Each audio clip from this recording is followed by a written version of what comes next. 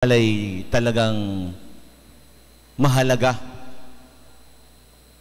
sapagkat mula sa pagkabinyag sa atin, pinagtibay ng kumpil, doon nagsimulang tayo hinahayaang maging bahagi ng katawan ni Kristo. May dalawa akong nakitang mahalaga ang ginawa ni Jesus sa kanyang katawan at dugo na binanggit sa Ebanghelyo. May dalawa. At doon ko kukuhanin ang ating pagdinilay. Ang una, inalok o kaya ipinagkaloob. Ano ang kanyang inalok at ipinagkaloob? Yung kanyang katawan at dugo. Sabi niya, kunin ninyo. Ito ang aking katawan.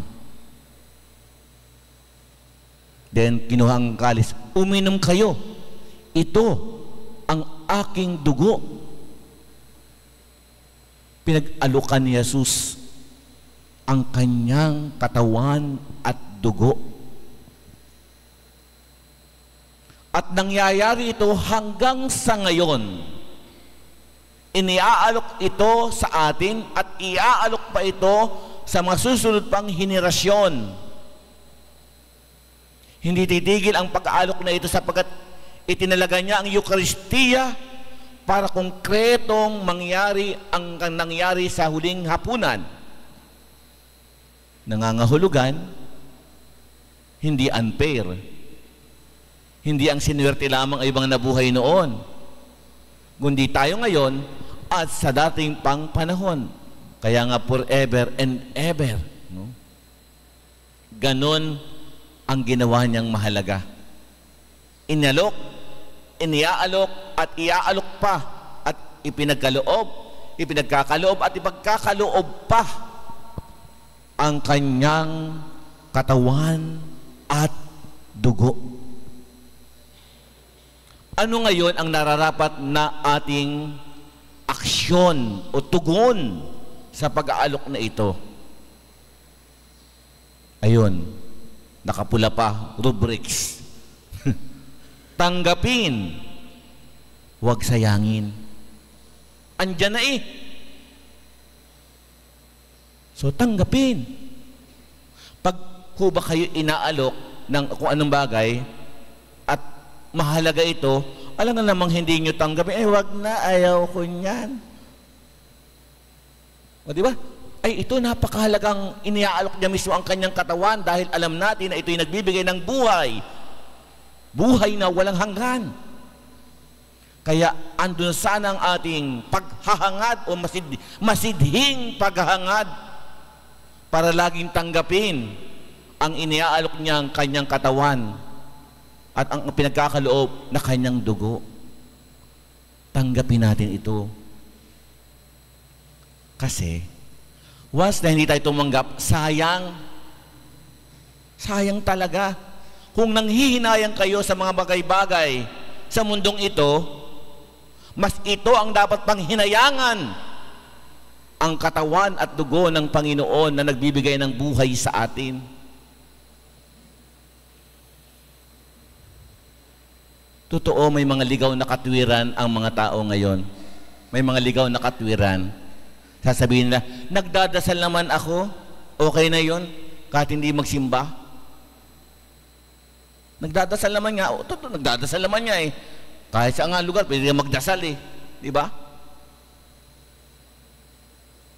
Eh, problema, walang katawan at dugo ni Jesus doon na tinatanggap.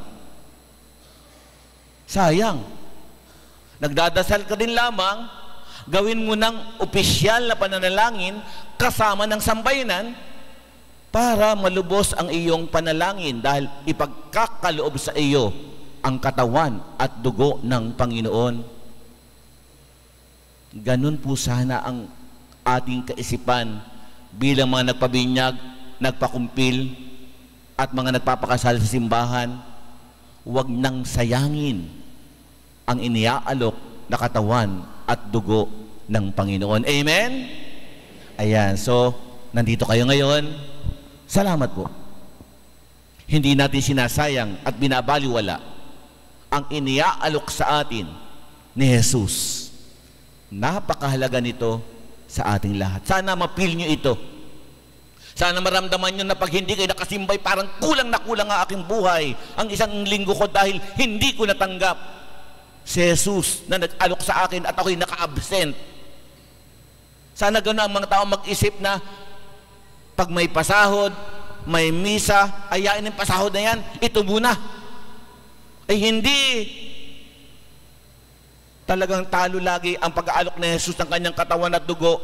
Pag ang pinag-usapan ay pera, bagay, bigas, sardinas, kung ano-ano pang iniya. At ito'y naranasan ko. So yun po yung isang magandang pagpapalalim ko ngayon ng inyong kaisipang mahalin at tanggapin at huwag sasayangin ang katawan at dugo na patuloy na iniaalok sa atin. Ang dulot nito ay buhay na walang hanggan. Yun ang masasayang. Pangalawa, 2 puntos lang ha.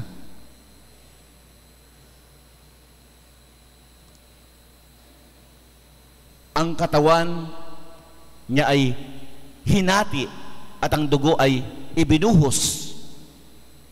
Kanina, inialok at ipinagkaloob yung kanyang katawan at dugo. Ngayon naman, pangalawa na nabasa natin dito ay hinati yung kanyang katawan at yung dugo ibinuhos. Anong kahulugan nito? Dahil sa labis niyang pagmamahal, tuluyan niyang inialay ang buo niyang buhay. Pinaghati-hati para sa lahat. Ayaw niya na mayroong hindi mabibigyan. Sharing. Broken na, shared pa. Sharing, hinati-hati. Kaya napakalinaw ng simbolo pag hinati ng yung tinapay dito. Yun na ho yun. Ito'y larawan ni Jesus na nag-alay ng kanyang buhay para sa kapakinabangan ng marami o ng lahat. At yun ang tugatog ng kanyang paghahati ng sarili. Kamatayan sa krus. Hinati at ang dugo ay ibinuhos. Ano ang hamon sa atin? Mamuhay at mag-uhay. Nirhyme ko lang para madali. Mamuhay tayo ng katulad ng ginawa ni Jesus. Sapagkat sa tuwing tayo tumatanggap ng kanyang katawan, tayo ay nagiging iisang katawan ni Kristo. Na dapat, ito na, mamumuhay ng katulad ng kanyang ginawa. Konkreto ha, na kaya nating ialay din ang ating buhay sa kaligtasan ng marami. Ang nakikita na sa atin dapat ay ang katawan ni Kristo. Ito, literally, huwag naman kayong, sapagkat tayo ay sumisimba at tayo maging larawan ng katawan ni Kristo, literally, ayusin natin ating sarili. Salamat dito sa Pola, mukhang ang kasuotan ninyo ay nababagay sa simbahan. Salamat po doon. Hindi ko na naging problema yan. No? Pero sa ibang mga simbahan, pag kayo'y napapagawi sa mga, alam niyo na, mga pasosyalang mga simbahan, lugar, minsan, yung mga kababaihan, kung magsuot, talagang may pakita pa eh. Taka, likot, kita. Sinong ginaling? Eh di kami? Eh pero masama. Minsan nga, may isang pare kwento, bibigay ng komunyon. Di ba, sinasabi namin, sinasabi, katawan ni Kristo. Yan. Yan, katawan ni Kristo. Katawan ni Kristo. Aba, ay isang babae kakara ng suot at kita na halos. Sabi ng pare, wow, katawan. Ay grabe nga naman. Pati pare, na bago ang sinabi. Hindi na kay Kristong katawan ang pinahayag, katawan ng babae. Hindi tayo nagpapagandahan dito sa simbahan. Kaya napakahalagang ayusin ang kasuotan. Ang inilalarawan natin ay tayo iisang katawan ng Panginoon. Hindi yung katawan natin na ating ipapahayag sa mga tao. Kaya never na magpasikatan tayo dito at magpagandahan ng kasuotan. So yun po yung gusto kong mensahe. Maalala niyo sana lagi ito. Hindi katawan ni Kristi, kundi katawan ni Kristo. Yan. Ang ibinabahagi, pinagsasaluhan natin dito. So mamuhay tayo ayon sa pagiging katawan ng Panginoon. Amen? Yan. Nangangahulugan, pag tayo namumuhay ng ayon kay Kristong buhay, tayo mag-uuhay. Ang ibig sabihin, tayo magbubunga.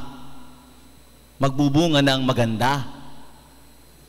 Siksik, liglig at umaapaw pa ang bunga ng mga taong namumuhay ayon sa pagiging katawan ng Panginoon.